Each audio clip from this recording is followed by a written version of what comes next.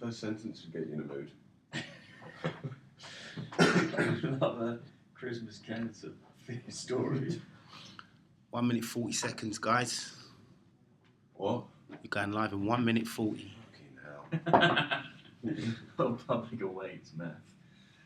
Are we aiming for half an hour? I think about half an hour's right, isn't it, Darren?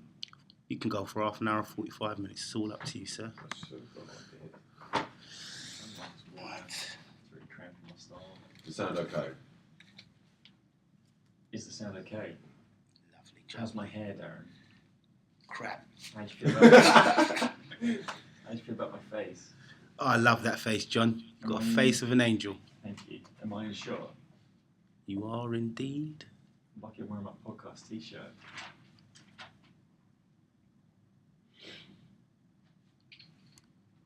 Wow. Good t-shirt. Excuse me.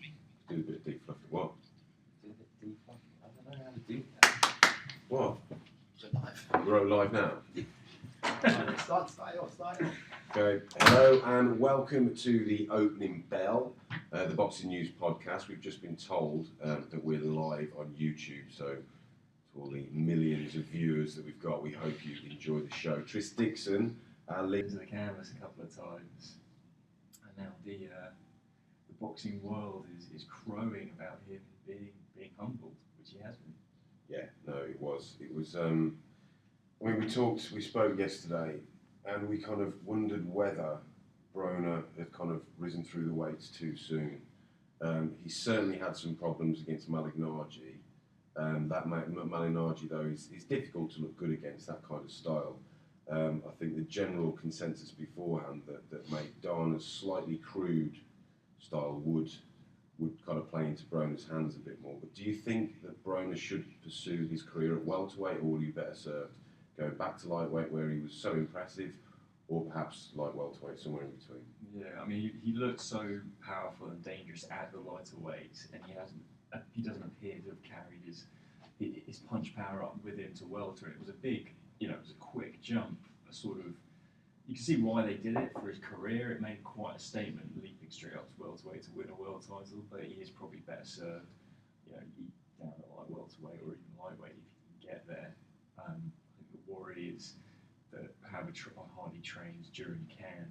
He has looked quite out of shape between training camps, which is not a good sign if he's sort of going that far above his weight. I think that's it. There's certainly hints of ill discipline there. Some of the YouTube videos we've seen of him certainly seeming to enjoy parties and what have you, and that seems to almost have been his priority in life. And once he kind of got over the fact that he lost, he initially stormed out the ring, but then his first reaction was at the press conference, well, I'm going to party like as if I've won. I'm going to party on Tuesday. Is it all party for Adrien Broner? Will something kind of set in his head now that actually, hang on, boxing has got to be my priority now? Yeah, because if he did learn the right lessons from this, knuckle down, live the right life, then I think actually fans would warm to him if he sort of reinvented himself on the basis of this. Instead, from those comments after the fight, it sounds like he's going to carry on with the Adrien Broner persona that he'd adopted to make his name. And the problem with that is once you lose, you've sort of you're talking the talk and you're not walking the walk. No, exactly. And I think really with a defeat like this, I think he's only really now one more defeat. If he's to lose his next fight, then he's not going to be making the money that he keeps flushing down the toilet and this, that and the other, is he? I think to me, this is a really crucial time for Adrien Broner, but he hasn't shown me anything for me to suggest that this story is going to end well for him. He doesn't seem to have the right personality. But this could be a massive blessing in disguise for him. But it would be a shock to me to see Adrien Broner going on to achieve what he said he was going to. As for the next steps for them, in an ideal world, there has been some suggestion as well. I know I was going through some readers' letters yesterday, and there was an opinion that Marcus Maidana himself isn't a natural welterweight. Do you think he should stay at welterweight? What would be the ideal next step for Marcus? Yeah, I mean, I wasn't sure he looked as good at welterweight as he had at light welter, and there are lots of great fights for him down at light welter, whether it's Argentine battle in TC or Danny Garcia. But at the moment, welterweight is the sort of it's the marquee the big names are, because you can see why he wants to stay there. Adrien Broner. You're his match. Okay, so were you impressed with the main event? It was from watching on television. It was really, really enjoyable. Yeah, no, it was a cracking fight. They just went at each other 100 miles an hour. Purdy was tough, hit hard. But Bundu had that that little bit extra, and for a 39-year-old to work at the pace he did, they both gave each other a lot of stick in that fight. It was fight worth missing the last tube for. What impressed you about Bundu? Now he's 39 years old. He's in and around the fringes of world class, isn't he? He's mentioned beforehand that he's got a dream to be in there with the likes of Mayweather, to be in there with the welterweight elite. Is he at that level? I wouldn't say at the elite level, but then the elite level at welterweight is very high indeed. But there are a lot of good fights in Europe, and potential opponents from the UK who are probably that higher class than Lee Purdy as well to make great fights for him. I'd like to see him fly over here again. There are a fair few Italians who sort of popped up to support him, and they were pretty overexcited. But yeah, it's amazing that he's in that sort of condition. He got through a really hard fight at that high pace at 39 years old. Yeah. Moving on to Lee Purdy, who put in another wonderful effort, but again, he's lost. When he steps up, it seems that he's struggling a bit. He lost to obviously Devon Alexander, which was a huge leap. He's now lost to the European champion Ed Bundu. Before that, he lost to Colin Lyons and Darius Vassell. Denton Vassell. Darius Vassell is the former Aston Villa and England striker, I think. So Lee Purdy would probably beat him. I reckon. You don't know. I've never seen myself Darius fight, have you? But anyway, no. So Purdy, he's been in some real wars, hasn't he? What does he do now? Will he find it? He's obviously set his sights on that level that is at the moment a bit above him. Is he? How difficult will it be for him to to set his sights back down at domestic level? I think it's hard to sort of to shift your goals when you've been looking at the world to rebuild at British level. But I think he's got to do it. Where else? Sorry, I'm still thinking about Darius Vassell. Yeah, I mean that's not an obvious fight to make. He would sell tickets. Okay, so the undercard, watching from home, there was kind of a sense that there were some really big names on there. It was quite impressively stacked. But the likes of Martin Murray, Jamie McDonald, Paul Smith, less so Kevin Mitchell, because his opponent was perhaps of a higher standard, on paper at least. They were all kind of going through the motions. Is that how it felt at ringside? Yeah, they were. Those particular bouts weren't. There was always going to be one winner. Like Martin Murray was always going to win, but it wasn't the most exciting 8-rounder in the world. Yeah. Jamie McDonald actually, had things quite tough. Yeah. But again, I think it was a case of he was stepping down a level, not really. That 8-rounder didn't mean much to him. But on the rest of the undercard, I think. People watching at home were quite unlucky because there were some really good scraps, but like sort of early on before the live televised show, and a great fight with Ricky Poison, Tony Owen, the Carl Shulton derby, which again was an exciting one to watch. So there's plenty on there, but I suppose with a 16-fight bill, I think the last 3 bouts had to be cancelled because it was about 1 in the morning and the board didn't want people boxing that late. No, so it's supposed to be 16 fights. So people, I would say the vast majority of people that are listening to this have been along to fights, but just to kind of give an indication of how long a night it can be. So what time did you arrive? I arrived pretty early. The first bout was on at 4:45. I got there at 4. Yeah. To get a lot of coffee in and get my press pass and stuff. So I was in the arena by about 4:30. First bout was on 4:45. So Lee Purdy must have started at about 10, I think. Yeah. And then there was a lot to go. There was 3 bouts after that. So you were there. You were there before 5 p.m. What time did you leave? I don't know. Must have often about 1 o'clock. About 1 in the morning. Yeah. So it is a long old stretch, and as much as we enjoy it and realise how privileged we are to be there, it can get a little bit draining after a while, can't it? When you kind of just sat and constantly focused on the boxing. Yeah. And also your sort of your energy levels rise and fall. Because when it's an exciting bout, it's it's a pleasure to be there.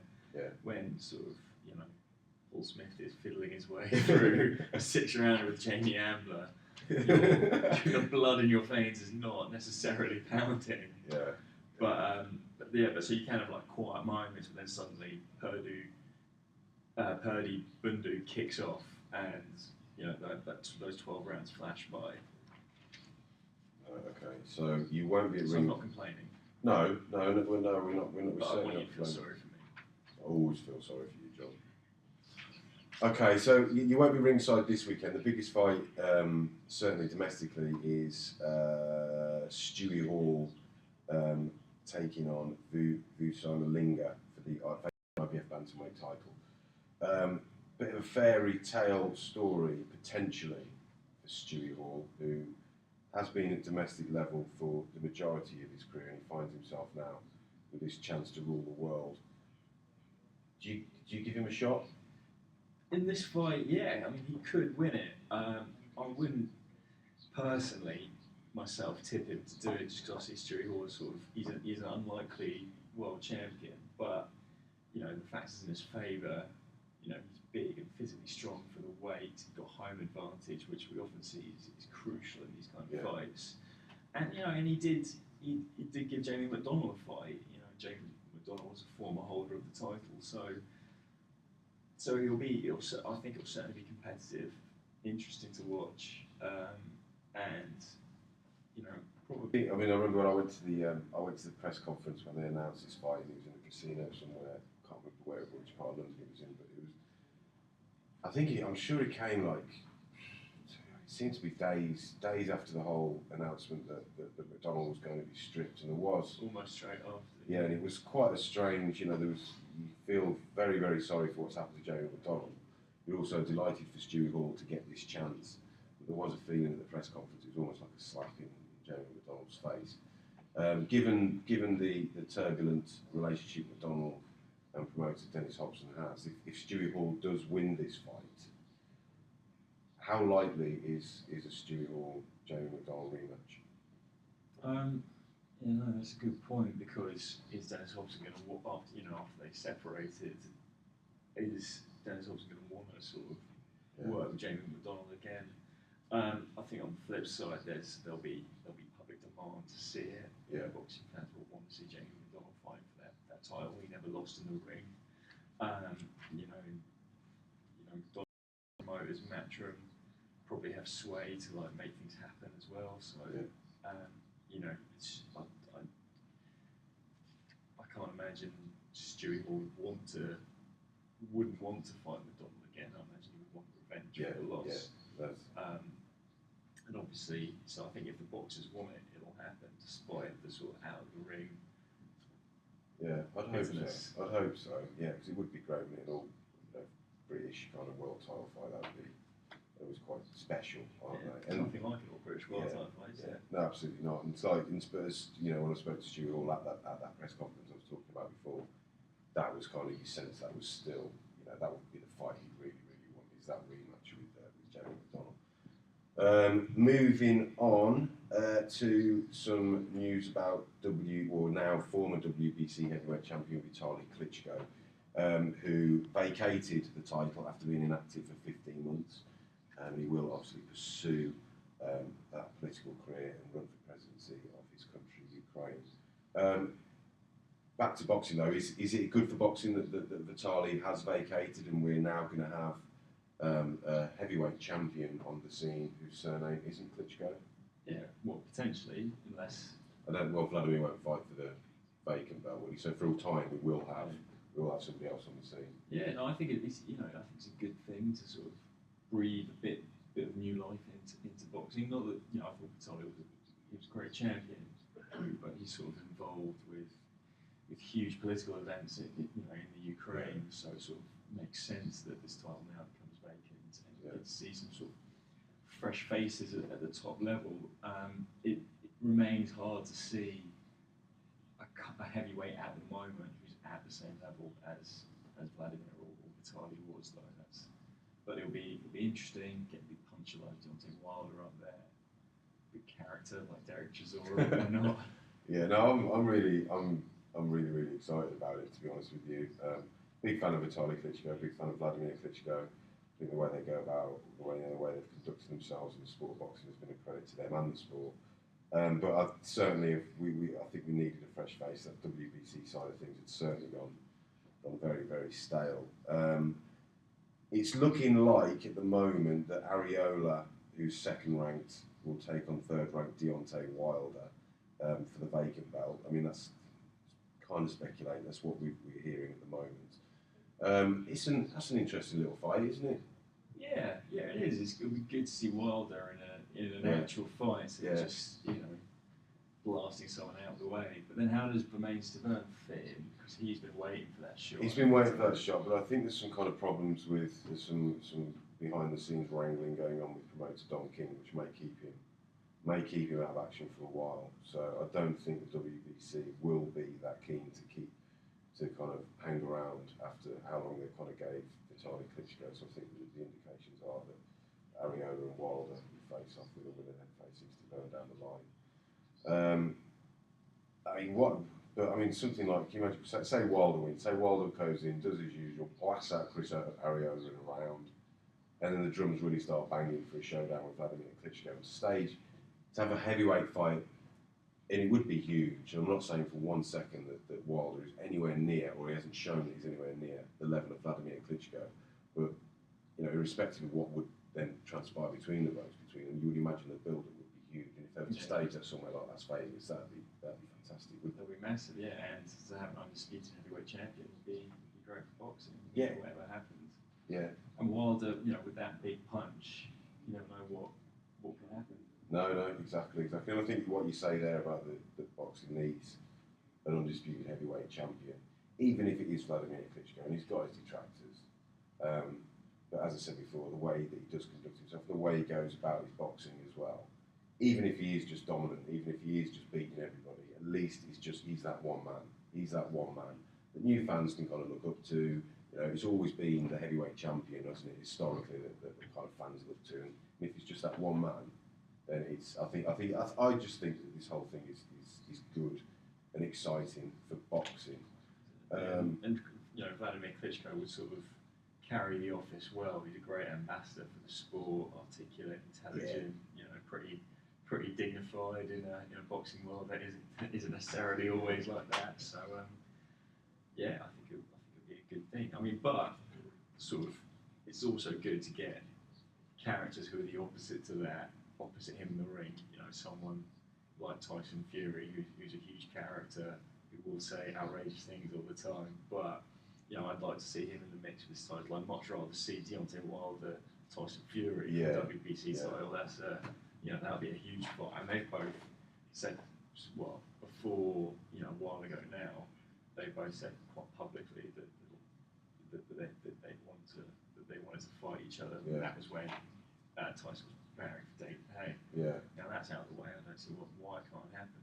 It would be that would be a special fight. I think the only issue with the WBC Tyson Fury kind of went down the IBF route last year. I think the fight against his winner Cunningham, early this year was an IBF eliminator. And with those murky world of boxing governing bodies, WBC then dropped Fury down the rankings. Well, I think he was in fourth, or he might even have been higher than that, but because he kind of went the IBF route, WBC saw fit to punish him and drop his ranking. Which is a shame, isn't it? It's frustrating. It's not going to happen. No, I'm hoping it happens down the line. Right, kind of racing through things. We have still got some bits and bobs to talk about. This week's issue is big. It's big. It's stacked, and it really is. And some really ones that will last long in the memory. Froch Groves turned out to be a special night in a way that I wasn't expecting. There've been a lot of sort of less high profile fights that have been great to watch. On ringside for Derry Matthews, last minute or sort of final one punch saving the day against Tommy Coyle. In the States, obviously Mayweather's boxed twice, which is big for boxing. So we'll have our As I said, you've worked extremely hard all year, and You've done all right too. Well, I don't know. I'm being polite. I know. But let's so what we've done, we've each members of the team have done their own ringside pass in this week's double issue. But we'll talk through yours if that's all right. So, what was the best fight you saw? Froch Groves. That was just the level of intensity of that fight, and I thought the controversy of the ending made it bigger after it was over, and sort of added to the confusing, the debatable nature of proceedings. But that was the best fight I've been at. That was the best fight I've ever been at in person. Actually. Really that good. I mean, that's why I'd like to see them do it again, just because it was I think Groves would box differently a second time as well. Froch, I think, would probably be better prepared for George Groves as well. Yeah. Okay, best fighter that you saw from ringside? I think Tim Bradley's had an incredible year, as mentioned. He came through that war with Provodnikov, and then Marquez is someone I've always hugely admired. To get the win of him the way he did was a spectacular achievement. So I think we need to start giving Tim Bradley some credit after he was vilified for getting a decision over Pacquiao. Yeah, exactly. Yeah, I agree completely. What was because you were out there, did you get out to Las Vegas? You were certainly there a day or two before the fight, weren't you? I was. Because I remember there was some concern that maybe Timothy Bradley was going back in too soon. There's there's a fantastic interview this week, fantastic feature by Don McRae, which is about Tim Bradley and kind of discusses some of these things in more detail. But there was some concern that Bradley, he said that his speech was slurred and that he was suffering from the after effects for a long time after the Provodnikov fight. Was there concerns amongst beforehand that Bradley was kind of going into another tough fight too soon? Yeah, it was worrying because you had in your mind the way Marquez had knocked out Pacquiao. You knew Marquez was really dangerous. Speaking to Bradley's sort of corner in the days before the fight, they were very adamant that he was fine now. That his first spar back, they put him in with Matisse just to sort of prove that he could do it. But again, sort of almost saying that showed that it was something his trainer was worried about. There are other things to worry about. They hadn't got the drug testing regime and the negotiations that the Bradley team wanted. There are all these sort of causes for concern beforehand. Bradley didn't really have a choice about taking that fight. That was sort of, if he'd walked away from it, would have been put back on TV against a high-profile opponent like that. So he was sort of in a corner, but boxed his way out of it pretty well. Yeah. So there were worries building up to it. Okay, so Tim Bradley, best fight you saw in 2013. What was the best punch that you witnessed? Adrien Matthews' left hook. That was a stunner, wasn't it? It really wanted to watch it. Did he even need to throw it though? Probably shouldn't have. He knew what he was doing. Yeah, it wasn't an accident. I've seen some other good punches though. I bet you have. Groves dropping Froch. That was a hit. In the face. That was a hit in the face. That was. Okay, so which will bring us on to the best atmosphere, I'm guessing. Froch. Yeah, sort of just the Manchester Arena. Yeah. A fever pitch, which only kept escalating even after Howard Foster sort of stepped in. I've never seen a crowd. I'm sure it's a very rare thing indeed to see the way the crowd switched their allegiance from Froch, fanatically at the start to applauding Groves and booing Carl. It was sad to see, but did that switch literally happen at the point when the fight was stopped, or was there already a sense that the crowd were more behind Groves than Froch at the fight's conclusion? I felt it was sort of at the stoppage, but it's hard to sort of to piece it back together in my mind. I was concentrating on the fight, and when Froch was coming on strong in the 8th round and the 9th round, the crowd was sort of swelling behind that. But obviously the place went bananas when Groves dropped Froch in the first round. But I think it was more at the point of the stoppage that they switched. And obviously there was a core of George Groves fans who had been booing it anyway. What was I remember, because I think the best atmosphere I experienced, or certainly one of them, was for the Froch-Kessler rematch. But what stands out most about that atmosphere was the pre-fight atmosphere, or rather when they were doing their ring walks, when Kessler was coming into the ring, when Froch was coming into the ring, there was really a hair stand up at the back of your neck time. We were expecting a great fight there. We'd seen what those two guys, we'd seen what happened when those two guys got in the ring before. With Groves and Froch, was that sense of anticipation high at the start?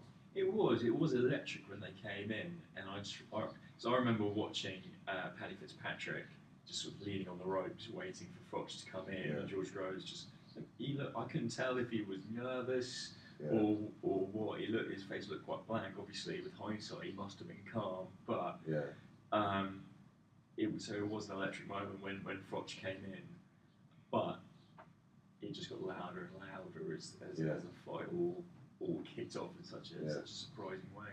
Yeah, it's interesting what you say about George Groves, because I was kind of blogging on it from home, and they went away from kind of the action at one point or whatever, and they showed George coming into the arena, and they showed Froch coming into the arena. Froch came in, and at that point I was convinced that Froch was going to kind of walk through Groves in 4 or 5 rounds, because Groves kind of did give the impression of someone who was very nervous, whereas Froch was quite the opposite. And I almost got that sense when they were in the ring before the opening bell rang. Of course, it all changed, didn't it? It was such a shocking moment when Groves dropped him in the first round. No, absolutely. If I hadn't been crammed in so tightly, I would have jumped out of my seat.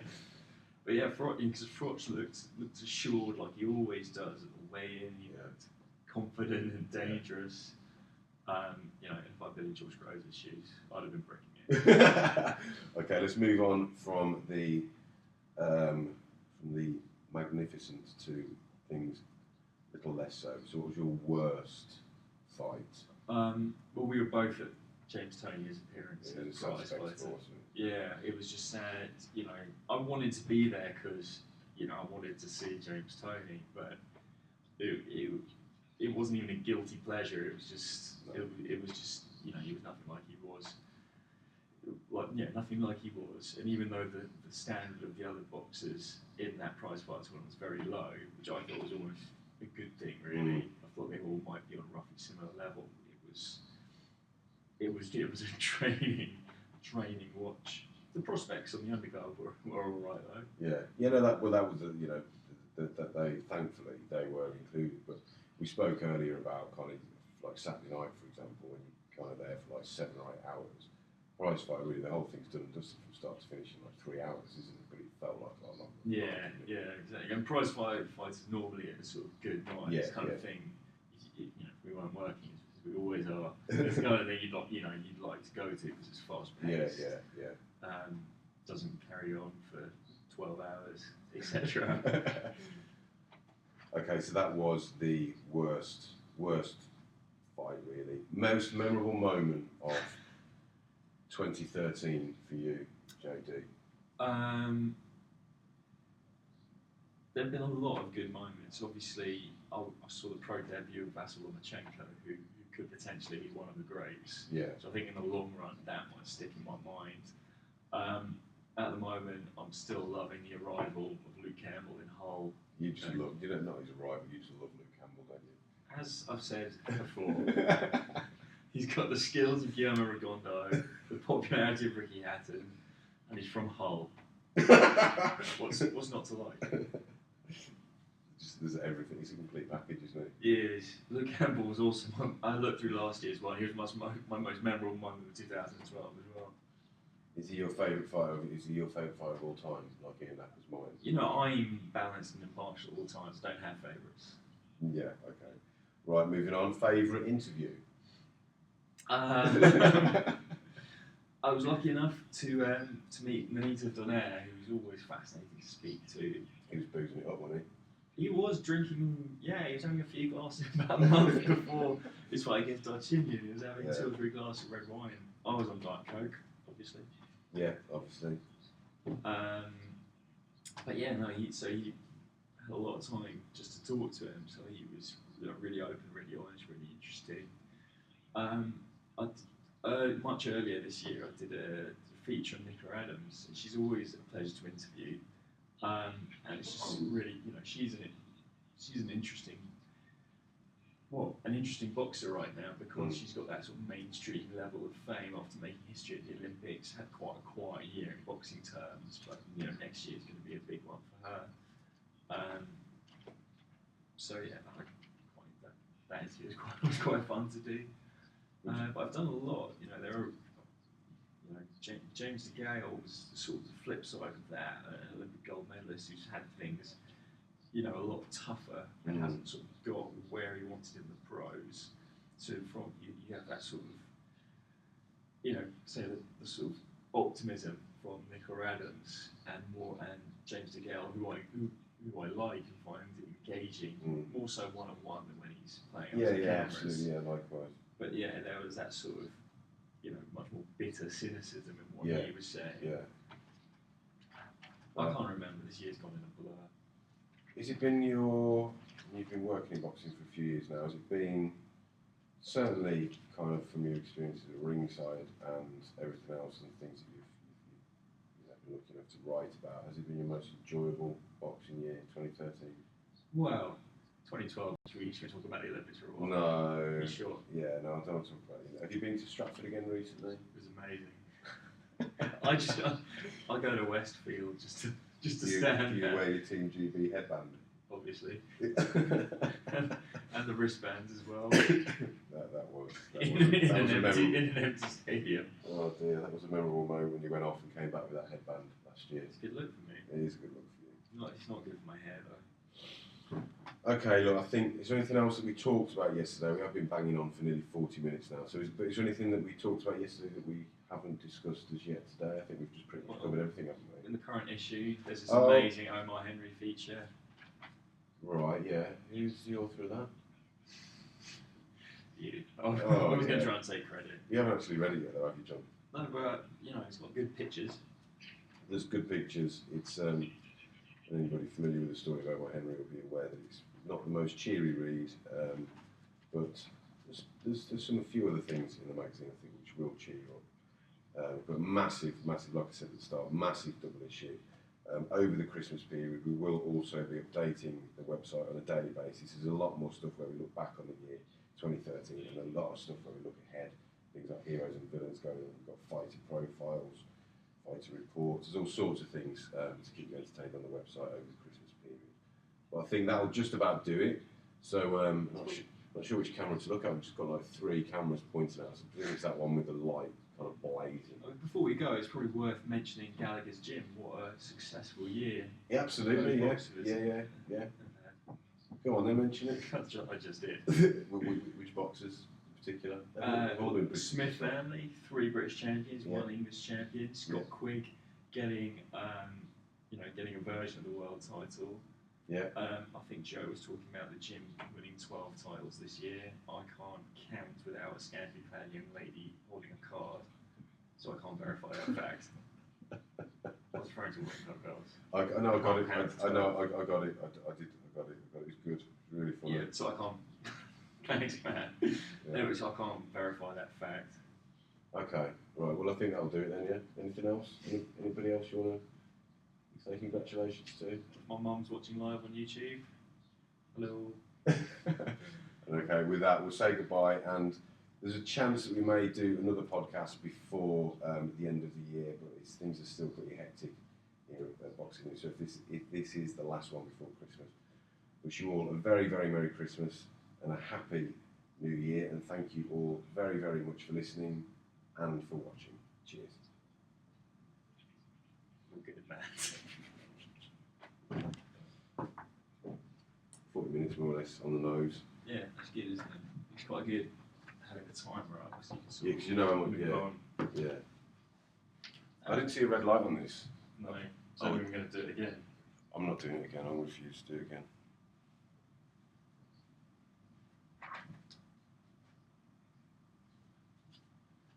Yeah, that was good. Cheers for that, mate. Really good. Because we covered a lot of like stuff. Yeah, It wasn't all year round as well. yeah.